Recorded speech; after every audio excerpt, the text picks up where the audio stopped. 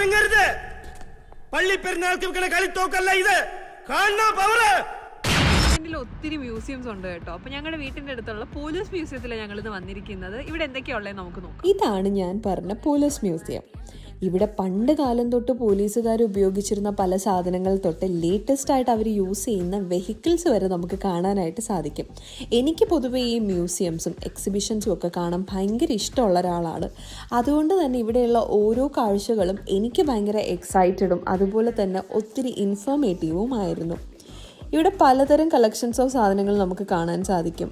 അവർ use ചെയ്തിരുന്ന vehicles, അവരുടെ uniform, even അവരുടെ ഓഫീസ് സെറ്റപ്പ് എങ്ങനെയാണെന്ന് വരെ നമുക്ക് കാണാൻ പറ്റും. ആൻഡ് ഇതാണ് എന്നെ ഏറ്റവും കൂടുതൽ എക്സൈറ്റഡ് ആക്കിയ സെക്ഷൻ.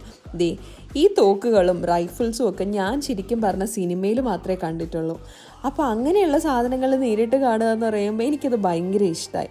ഇത് മാത്രമല്ല കേട്ടോ, ഇവിടെയുള്ള കാറിൻ്റെയും ബൈക്സിൻ്റെയും കളക്ഷൻസ്, നമ്മൾ ഈ മൂവീസിലൊക്കെ കാണുന്ന വിൻറ്റേജ് ടൈപ്പ് ഓഫ് കാർസും അതുപോലെ തന്നെ സൂപ്പർ ബൈക്സും ഒക്കെ ഇവിടെ കാണാനായിട്ട് സാധിക്കും.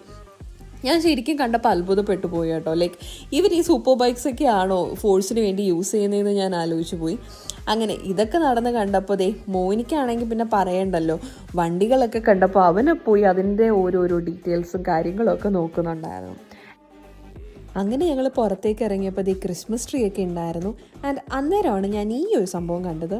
ഇത് നമുക്ക് വിൻ്ററിൽ ഗ്ലൗസ് യൂസ് ചെയ്യുമ്പോൾ ഫോൺ യൂസ് ചെയ്യാൻ കുറച്ച് പാടാണ്. അപ്പോൾ നമുക്കിത് ടച്ച് പെന്നായിട്ട് യൂസ് ചെയ്യാനായിട്ട് പറ്റും.